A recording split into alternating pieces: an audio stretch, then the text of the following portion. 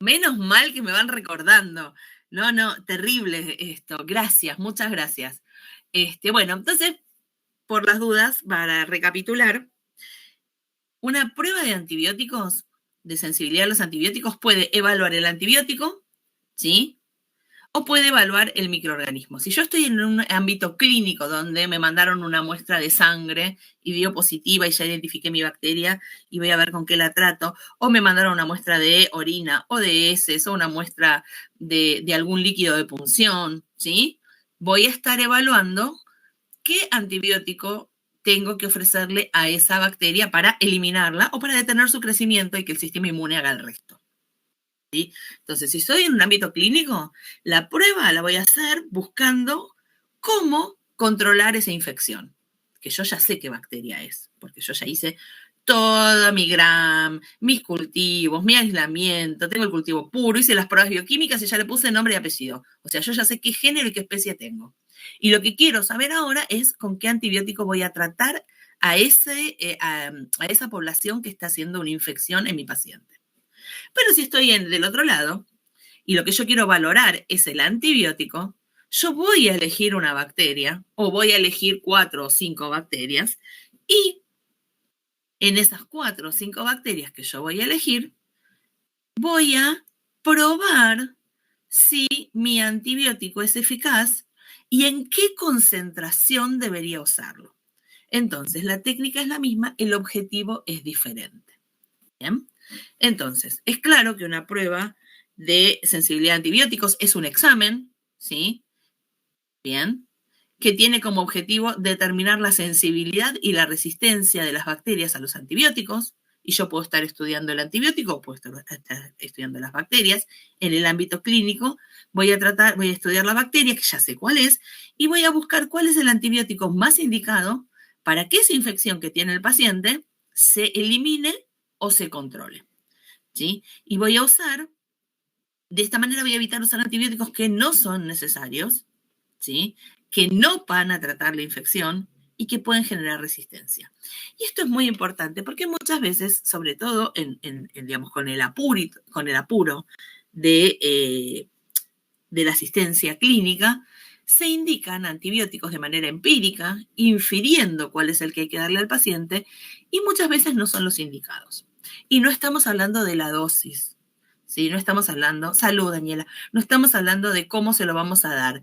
Estamos hablando de que a veces el equipo de salud prescribe un antibiótico que no va a servir para esa infección, ¿sí? Y va a generarle un daño al paciente y a la comunidad.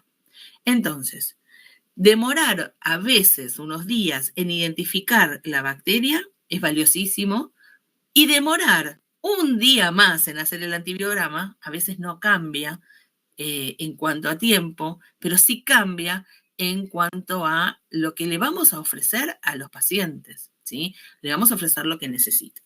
Y para esto, ustedes ya van a sacarlo de la presentación, pero les adelanto, no todo uso de antibióticos tiene el mismo objetivo en cuanto a la clínica. Va a haber antibióticos que sean bactericidas y eliminen las bacterias por completo. Y va a haber antibióticos que van a ser bacteriostáticos y lo que van a hacer es detener el crecimiento de esa población bacteriana. ¿Para qué? Para que nuestro ejército de sistema inmune pueda controlar la infección. Entonces, depende de dónde venga el material, de qué tipo de bacteria sea, de qué tipo de paciente sea, si es un paciente adulto, si es un paciente que es un niño, si está internado o si es un paciente ambulatorio y se va a ir a la casa, va a ser el antibiótico que vamos a probar. No vamos a un paciente que lo tenemos internado y, digamos, le vamos a buscar un tipo de solución. A un paciente que va a estar en su casa le vamos a dar otro tipo de solución, le vamos a dar un inyectable, por ejemplo. ¿Sí? Probablemente no adhiera al tratamiento si le damos un inyectable y está en su casa. Entonces vamos a tener que tener bien en claro qué tipo de paciente y qué tipo de infección tiene, además de saber qué bacteria es la que estamos tratando de eliminar. Por eso, a veces eligen antibióticos que eliminen la población bacteriana y a veces eligen antibióticos que simplemente controlen la infección para que, si es un paciente inmunocompetente, ustedes ya van a cursar inmuno muy pronto y van a ver que nosotros tenemos todo un ejército de células que actúan coordinadamente de manera de eliminar a los patógenos, ¿sí? Y si las personas tienen un sistema inmune que realmente está funcionando bien, a veces no es necesario actuar con una antibiótico terapia tan agresiva y quizás con controlar la infección para que no crezca suficiente, le damos la oportunidad a ese sistema inmune para eliminarla, controlarla y eliminarla, ¿sí? Bien. Entonces, ya sabemos cuál va a ser nuestro objetivo, ¿sí? Es claro a esta altura para todos nosotros que el antibiograma lo hacemos después de identificar al microorganismo. Si yo estoy en la clínica, recibo la muestra, lo primero que hago, ¿qué era? Uy, sonó el mate. Recibo la muestra, me fijo que la mandaron bien, que está en el envase correcto, que lo mandaron en un envase estéril, ¿sí? Y hago un gram, exacto, hago una coloración de gram. La coloración de gram me va a dar la información de la morfología, del tipo de pared, yo ya sé de dónde viene, puedo ver si hay infección o no, si hay otras células y voy a sembrarla. De acuerdo a la información del gram, la siembro. La siembra tiene dos objetivos, una es obtener el cultivo puro y otra es poder hacer las pruebas bioquímicas. Tengo el cultivo puro, hago las pruebas bioquímicas, identifico mi bacteria, ya sé qué tengo, identifico la bacteria, como dijo Débora. Ya sé cuál es mi bacteria, ahora vamos a ver con qué la combatimos, ¿sí? Entonces, necesito sí o sí los organismos aislados, porque si yo no tengo un cultivo puro para hacer mi antibiograma, voy a identificar, no me va a dar limpio y no voy a poder sacar conclusiones probablemente. Entonces, necesito saber quién es la responsable de la infección y, aparte de eso, necesito también el cultivo puro. Que el cultivo puro puede ser el mismo que usé para las pruebas bioquímicas, porque el cultivo puro de pruebas bioquímicas probablemente tenga 2 días nada más, ¿sí? Hice mis pruebas bioquímicas y quiero hacer mi antibiograma. Lo primero que tengo que hacer es asegurarme de que esa bacteria que yo identifiqué, ¿sí?, voy a poder probarla contra antibióticos que le van a servir al paciente. Si yo en mi laboratorio no tengo esos antibióticos, tendré que derivar la muestra a otro laboratorio. Derivo el cultivo, ¿sí? En general, las bacterias, salvo que sean bacterias muy, muy raras o muy, muy resistentes, nosotros tenemos cómo trabajar con ellas en los laboratorios. No suele ser un problema eso. Pero bueno, esto que ven acá, en esta mano enguantada, es un medio de cultivo para antibióticos y estos pedacitos redondelitos que parecen los que cuando hacemos con la agujereadora agujeros, bueno, tienen ese mismo tamaño, ese mismo aspecto, son de papel absorbente tipo papel secante y tienen absorbido cada uno un antibiótico diferente, ¿sí? Esto es una prueba de antibióticos. Nosotros llegamos hasta la identificación de las bacterias con las pruebas bioquímicas y vamos a hacer esta prueba para ver con qué vamos a tratar esa infección, ¿sí? ¿Alguien se da cuenta qué tipo de tubo es este? El verdecito, ¿qué medio de cultivo es? El citrato. ¿Se acuerdan que para las pruebas bioquímicas para enterobacterias habíamos dicho que hacíamos varias pruebas? Este es inconfundible porque es el único verde. Este pues, quizás le dudan, este también está, pero el verde es el único, es el de citrato, que daba azul si era positivo y que es el primero que tenemos que hacer siempre. Bueno, ¿qué necesito para hacer mi antibiograma? Obviamente el cultivo puro, que ya dijimos, la identificación, y aparte necesito un medio de cultivo que es exclusivo para bacterias, para antibiogramas de clínicos, se llama Mueller-Hinton. Y acá es donde cambian la valoración biológica de antibióticos y el antibiograma clínico. En general difieren en este medio de cultivo. Para clínicas se usa el Mueller-Hinton, para la valoración biológica de antibióticos, a veces se usa este o a veces se usan otros que en general vienen con números, el medio 10, el medio 8, el medio 12, ¿sí? Eso depende de lo que se esté buscando. Sea de una forma o de otra, se hacen exactamente igual. Todos tienen este mismo aspecto y lo que yo quiero contarles, y esto es muy importante para hacer antibiogramas, es que la técnica de referencia, ven, el Mueller-Hinton es amarillito, tiene un color palidito. Tiene que tener, y esto es muy importante, porque la técnica es estándar, 4 milímetros de profundidad del agar. ¿Por qué? Porque Yo me río porque esta presentación tiene espacios, van a ver que tiene espacios en blanco, porque son los que yo uso para escribir en el pizarrón. ¿Para qué tiene que tener 4 milímetros de profundidad, o sea, de espesor la placa? O sea, esto de acá, esto que es el agar, tiene que tener 4 milímetros, porque los antibióticos que vamos a poner en los disquitos van a difundir en superficie, pero también van a difundir en profundidad. Y si yo necesito medir, necesito una técnica estándar, y la técnica estándar me indica que tiene que tener 4 milímetros de espesor. Habitualmente, ¿sí? Se pueden comprar hechas las placas o se puede hacer el medio cultivo. Ustedes tienen ahí, van a poder ver cómo se hace el medio cultivo porque tienen ahí un material para chusmear en el módulo. Habitualmente nosotros cuando preparamos las placas para antibiogramas somos muy precisos en el volumen y en general las placas comunes llevan 18 mililitros de agar para tener los 4 milímetros, ¿sí? Esto sí es muy importante. Entonces, una vez que tengo mis placas, fíjense que están boca abajo, vendría a ser. Tengo la placa acá y la tapa acá abajo, ¿la ven? ¿Sí? Esta es el agar, esta es la tapa. Esto que veo acá arriba es lo mismo que tiene acá esta mano, ¿sí? Que está, digamos, boca abajo, con la tapa para abajo. Esto es porque el agua de condensación que pueda tener la placa en la tapa no puede chorrearse sobre el agar porque nos puede contaminar, ¿sí? Ese medio de cultivo. Entonces siempre las ponemos panza abajo, ¿sí? Con el agar para arriba. Bien. Vamos a ver. Tengo mi medio de cultivo puro. Voy a hacer el antibiograma. Ya tenemos las bacterias. Ya sabemos qué antibióticos vamos a probar. Ya tenemos el agar preparado para hacer la prueba. Entonces vamos a empezar.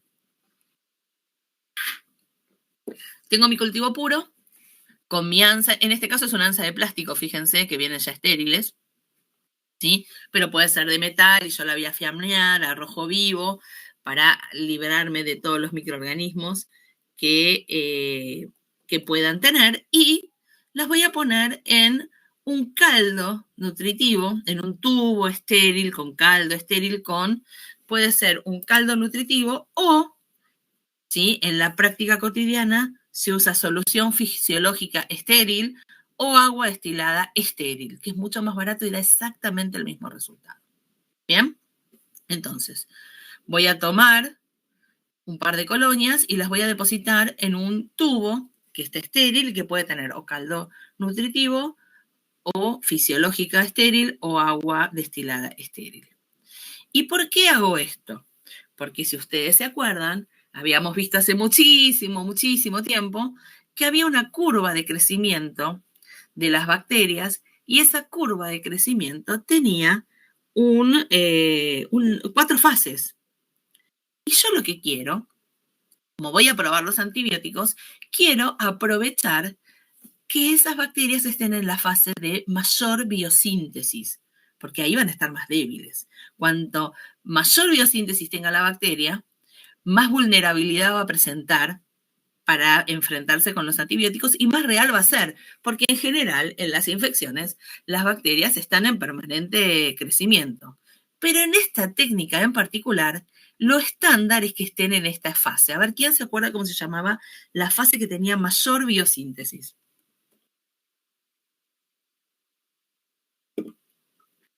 Seguro se la acuerdan todos porque todos rindieron el parcial y no fue hace tanto, pero quizás alguno se anima a escribirlo.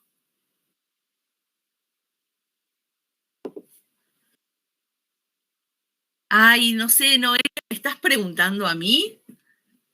Sí, es esa, es esa. Es la fase exponencial. Ahí está. ¿Se acuerdan que teníamos una fase de adaptación, que era la fase de latencia? ¿Sí? La fase lag, donde la bacteria... Ahí está, Débora, lo puso crecimiento exponencial. Sí, es esa. Al principio la bacteria se adaptaba al medio, veía qué rutas metabólicas activaba, qué genes encendía, qué genes apagaba, cómo iba a aprovechar el medio para que le rindan el máximo de energía y con la menor cantidad de trabajo. Una vez que a esa fase empezaba el exponencial que disparaba el crecimiento y teníamos una fisión binaria atrás de la otra y era rapidísimo el crecimiento de ese cultivo hasta que el entorno se ponía no tan amable y empezaban a morir algunos de los individuos y llegábamos a una fase de meseta.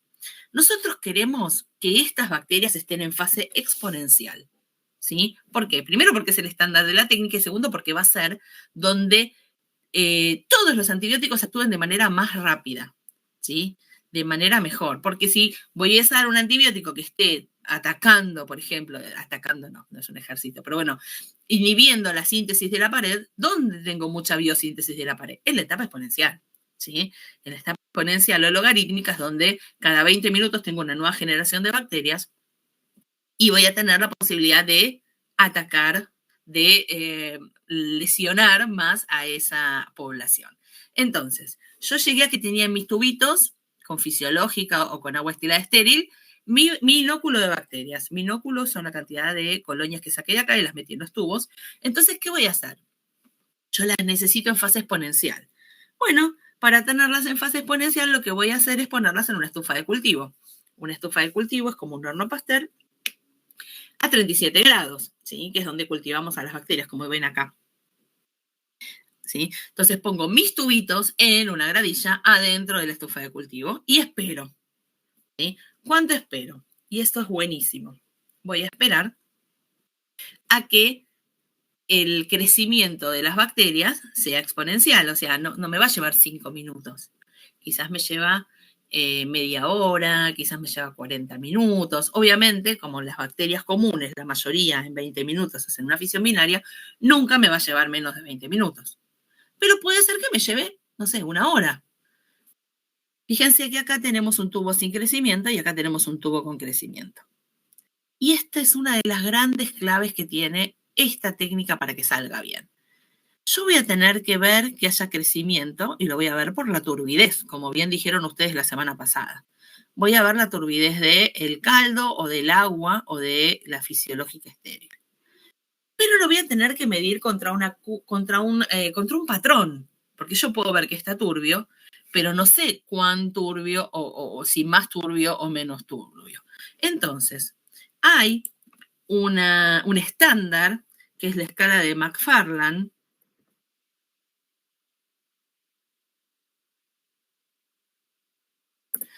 La escala de McFarland es un patrón de 10 tubos que tienen una turbidez por la precipitación de cloruro de bario, ¿sí? Se hace con sulfato de bario y ácido clorhídrico. Bueno, en definitiva, digamos, son tubos que cuando uno los agita quedan turbios con un estándar diferente.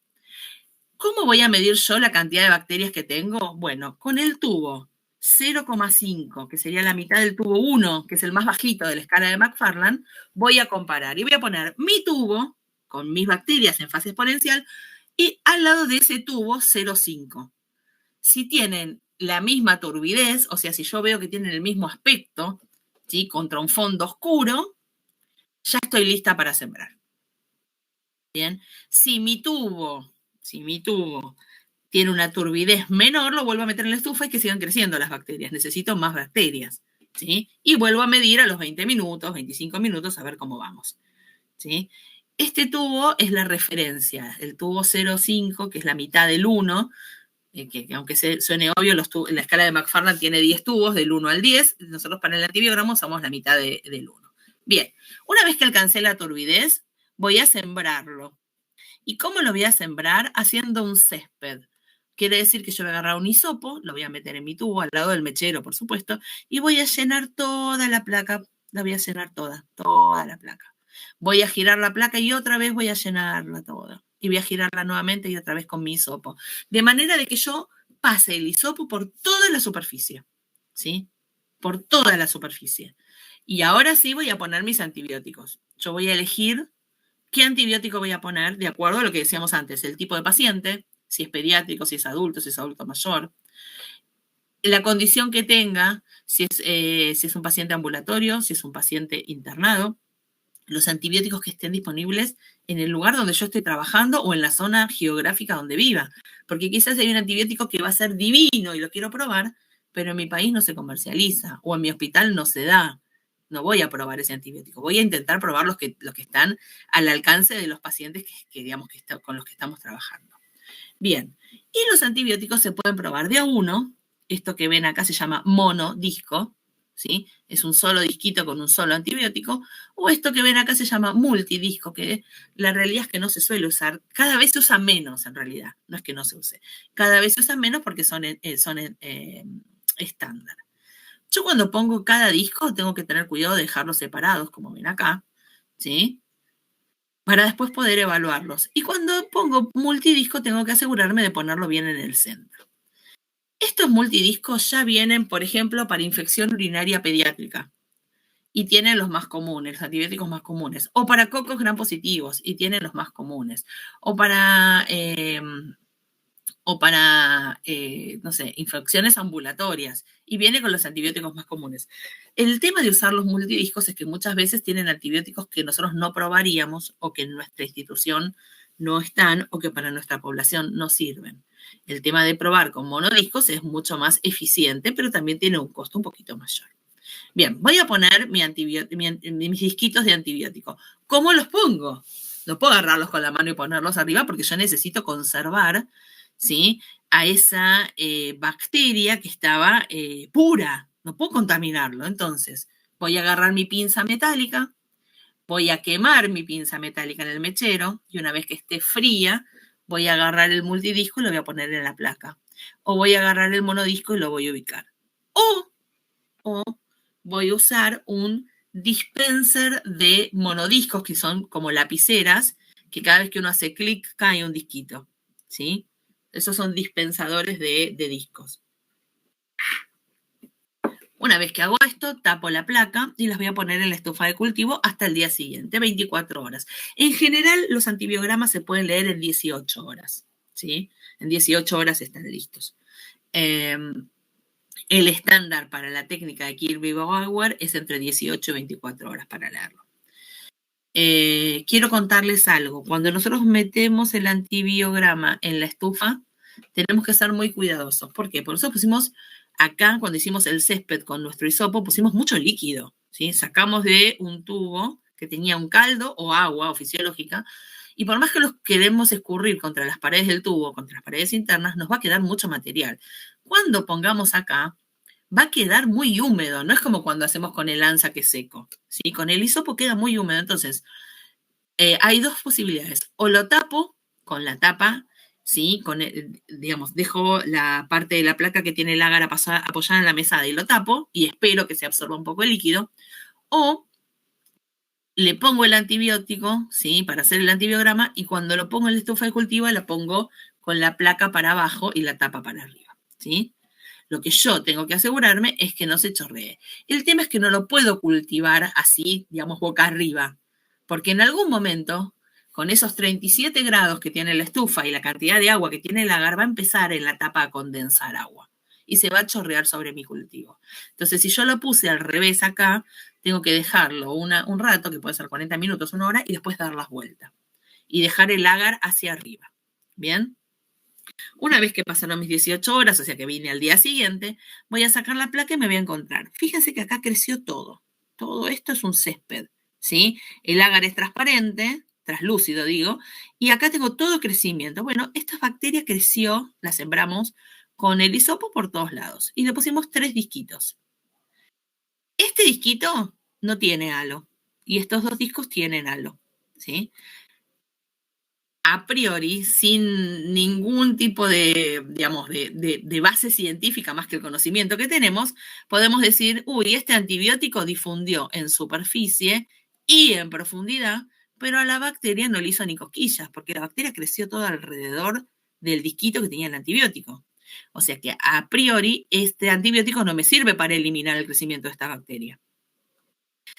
Al revés pensaría acá, este antibiótico que tengo en este disquito difundió en superficie, difundió en profundidad, esos 4 milímetros para abajo, y hizo que alrededor del disco no creciera la bacteria. Entonces, a priori yo diría, bueno, quizás este antibiótico sí sirve para eliminar el crecimiento de estas bacterias. Sí podría ser que las mate o que las detenga. ¿Bien? No sabemos. ¿Cómo podemos verificar eso? Tenemos que agarrar una regla y medir el halo. Porque esto está tabulado, hay tablas que dicen, para esta bacteria, con este antibiótico, el halo de inhibición debe medir tantos milímetros. ¿sí? Si logró medir esa cantidad de milímetros, sirve para tratar esa bacteria. Si el halo es mucho más pequeño que lo que debería ser de acuerdo a la tabla, ese antibiótico no sirve para tratar la bacteria. Y así es como definimos si una bacteria es sensible o resistente a un antibiótico. Si es sensible a un antibiótico, el halo de inhibición alrededor del antibiótico va a ser del tamaño que dice la tabla o mayor, pero si el halo está, pero es más chiquito, la bacteria es resistente y no voy a poder tratar a ese paciente con ese antibiótico. ¿Bien? ¿Cómo interpretamos el resultado? ¿Es verdad que el resultado del antibiograma puede tardar de 3 a 5 días? Sí, puede ser que yo justo pruebe 5 antibióticos y me den todos resistentes y tenga que volver a repetirlo. Entonces lo voy a tener que volver a hacer. Puede ser que pruebe los antibióticos y se me contamine y tenga que volver a repetirlo. Entonces, quizás nos tarda 2 días y quizás nos tarda más. ¿Sí? Como estamos buscando el antibiótico que inhibe el crecimiento de ese patógeno, de esa bacteria, necesitamos hacerlo e informar claramente, no solamente un antibiótico, varias opciones de antibióticos, porque nosotros, si bien estamos muy en contacto con los médicos que son los que prescriben, deberíamos poder ofrecer en lo posible más de una posibilidad de antibióticos para tratar, pero tenemos que informarles, y esto es muy importante, cuáles no tienen que usar. ¿Sí? ¿Cuáles nos ofrecieron resultados que dicen que la bacteria es resistente? ¿Sí? Entonces, hay microorganismos, bueno, esto ya se los dije, que algunos son sensibles y otros son resistentes. Bien, acá quiero pararme con dos cuestiones. Nosotros vimos el antibiograma por difusión en agar, que es el que se usa más, pero también hay una forma de medir la concentración, la acción de un antibiótico que se llama concentración mínima inhibitoria, donde se hacen diluciones seriadas del antibiótico. Yo ya sé contra qué bacteria lo voy a probar. Voy a usar un antibiótico y lo voy a diluir de manera seriada. ¿Vieron cómo hacían en química que ponían, no sé, 5 tubos y hacían diluciones al décimo? O ponían 10 tubos y hacían diluciones al décimo y de cada tubo iban pasando en alícuota. Lo mismo, para ver ese antibiótico contra esa bacteria, cuál es la mínima concentración que inhibe el crecimiento bacteriano. ¿Sí? Esta es una forma de valorarlo en experimentación, de valorarlo en la industria, por ejemplo. Si esto no se hace en la clínica, pero la idea es exactamente la misma. Bueno, si en la clínica a veces sí es necesario hacerlo porque a veces hay pacientes que son, por ejemplo, los pediátricos, en los que uno debería tratar de ajustar determinadas dosis a determinados pacientes, pero no es una práctica común. Esto es más común en la industria. Bien, con respecto al antibiótico al antibiograma de difusión en agar, que es el que vimos recién, lo más importante es poder medir bien el halo de inhibición. Y para eso necesito controlar todas las variables. Necesito controlar la cantidad de bacterias que pongo, y por eso uso la escala de McFarland para ver la turbidez. Necesito tener el cultivo puro para poder leer bien el halo. Necesito tener el estándar, no solo el medio de cultivo, sino el estándar de profundidad para la difusión en profundidad. Y el tiempo de cultivo, ¿sí? No me puedo pasar de las 24 horas porque si no me va a dar mal el halo, no va a ser representativo, ¿sí? Acá tienen un ejemplo, ¿sí? Por favor, nadie se vaya a estudiar ningún ejemplo, esto sale de las tablas. Perdón, ustedes tienen el TP de la guía de antibiogramas que explica esta técnica y no sé si tiene una tabla o no, porque en general las tablas varían depende de las marcas, ¿sí? Vienen con el antibiograma, cuando uno compra los disquitos vienen con eso, pero es que se tiene un ejemplo, ¿sí? Por ejemplo, ¿sí? Tengo para el Escherichia coli probé la ampicilina, ¿sí? Y me da un halo que es menor o igual a 13 milímetros, ¿sí? La bacteria es resistente. Yo hice el antibiograma, tuve el halo de inhibición, no creció nada alrededor de mi disquito. Sin embargo, mi disquito me generó una inhibición de crecimiento, ¿sí? Menor a 13 milímetros. Ese halo, cuando yo lo medí, perdón, voy a volver un toquecito. Cuando yo hice esta medición, ¿sí? De acá hasta acá midió menos de 13. Entonces, ¿qué me dicen las guías? Que si mide menos de 13 o es igual a 13, la bacteria es resistente. Yo no puedo tratar esa infección, no puedo tratar ese Escherichia coli con ampicilina. Pero si el halo me da igual o mayor a 17, estoy tranquila, sensible. Si me dio 17 milímetros o más, ese antibiótico para esa bacteria va a ser efectivo, se puede usar. Esto es un ejemplo, ¿sí? Y es así como lo hacemos todos los días. ¿Por qué tenemos que identificar correctamente una bacteria en la clínica?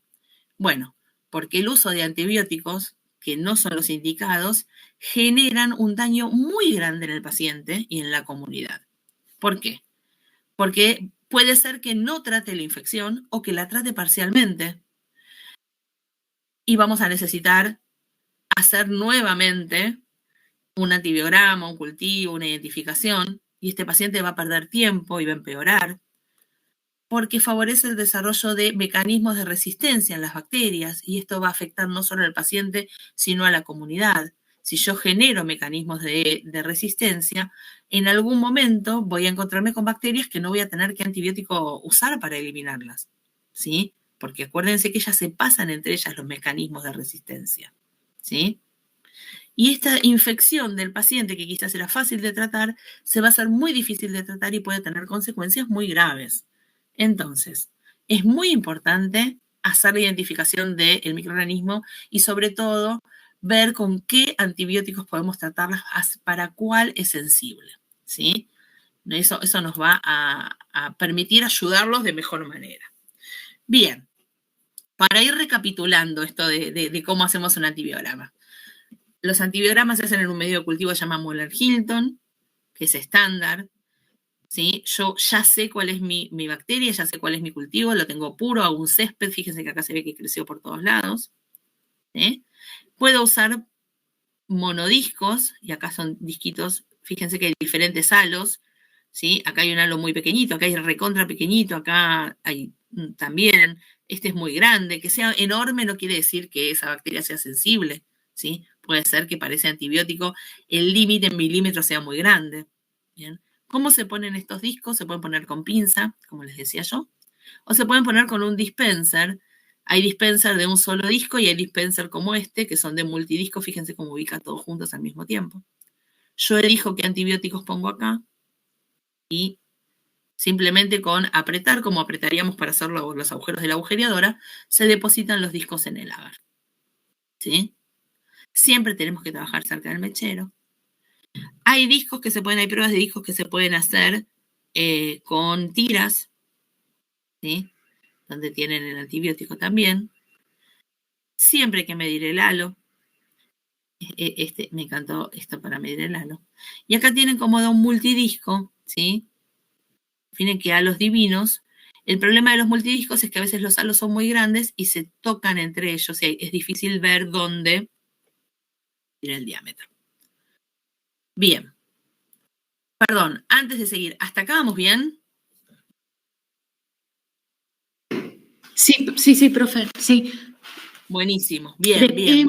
Una pregunta, cuando se refirió a que la técnica esa que explicó la encontramos en la guía de TP que tenemos desde el principio de clase, ¿no? La guía de TP tiene el TP1 y estas son 2 carillas. Perfecto. Y es igual, si no lo encuentran se lo subo aparte, no tengo problema. Pero es esto que les estoy explicando porque en realidad es un trabajo práctico que se hace habitualmente en el laboratorio. Y no tuvo novedades como para que nosotros podamos hacerlo, no, por ahora siguen firmes en sostener estas actividades que se eligieron de acuerdo a lo que los docentes aportamos y los departamentos eligieron para que reforzar, digamos, primariamente lo que era más urgente.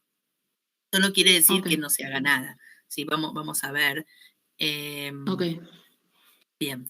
Oriana me dice que esta presentación no está. La verdad que Oriana no está porque no sé, nunca la subo porque siempre la usan en el laboratorio, pero ahora la subo. En cuanto cortemos la subo, ¿sí? Bien. Así es como se hace el antibiograma, así es como se hace, ya sea para valorar el antibiótico o para valorar la bacteria. Quiero contarles, ¿sí? Ustedes van a encontrar en la presentación un dibujo igual a este, hay un montón, son todos iguales, que todos los antibióticos no afectan de la misma manera a todas las bacterias. Más allá de que con el antibiograma podemos ver si una bacteria es sensible o resistente a un antibiótico, no todos los antibióticos operan de la misma manera, tienen mecanismos de acción diferentes. Y es por eso que hay algunos que, digamos, que se suelen estudiar por blanco de acción. Y es así como los van a encontrar en la presentación, ¿sí? Va a haber algunos antibióticos que inhiban la síntesis de la pared bacteriana, ¿sí? Fíjense que acá tengo mi bacteria tiene una pared, tiene unos flagelos violetas que parece que interfieren por todos lados, ¿sí? Tiene genoma, tiene ARN que sirve para, ARN que sirve para la síntesis de proteínas, perdón, tiene ribosomas que sirven para la síntesis de proteínas, ahí está. Y vamos a ver cuáles son los 5 blancos de acción. La inhibición de la síntesis de la pared. Este espacio es valiosísimo, ¿por qué? Porque nosotros no tenemos síntesis de pared. Ninguna de nuestras células tiene este blanco de acción. Entonces, es un blanco de acción que suele ser muy efectivo y genera menor toxicidad y genera menor inconveniente en las bacterias, perdón, en las células nuestras, ¿sí? Esto no quiere decir que no sea tóxico ni demás, simplemente que no va a afectar a nuestras células, ¿sí? Ejemplos, sí, las penicilinas, que ustedes conocen, las cefalosporinas, la vancomicina, eso, no, digamos, está bueno y sépanse algún ejemplo, pero lo que más me interesa es que sepan que hay antibióticos que inhiben la síntesis de las bacterias, de la pared de la bacteria, y por eso los necesitamos en fase exponencial. Hay otros antibióticos que inhiben la síntesis de las proteínas y que actúan sobre el ribosoma, o sobre la subunidad mayor, o sobre la subunidad menor. Y estos son muy utilizados. ¿Por qué son muy utilizados?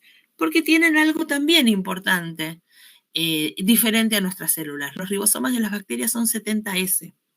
Los nuestros son 80S, excepto los que tenemos adentro de las mitocondrias.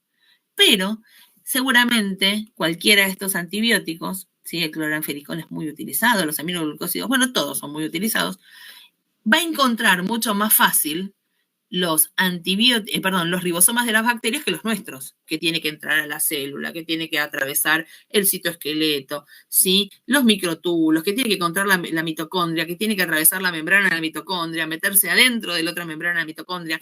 No es que no llegue, no es que no se difunda hasta nuestras mitocondrias. Simplemente que va a ser mucho más efectivo contra las bacterias antes de afectarnos a nosotros. Quiere decir que el blanco de acción que atacan estos antibióticos, nosotros lo tenemos, pero no lo tenemos disponible, ¿sí? Por eso no nos afectarían tanto. Cuando repasen la parte teórica van a ver que hay antibióticos que afectan la subunidad mayor y otros que afectan la subunidad menor. Bien. Después van a ver que hay...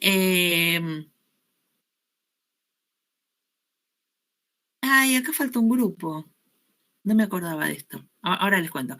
Van a ver que hay otro grupo de antibióticos que inhiben la síntesis del ADN, ¿sí? Que son las quinolonas, las fluoroquinolonas, y que actúan sobre las enzimas, por ejemplo, la ADN girasa.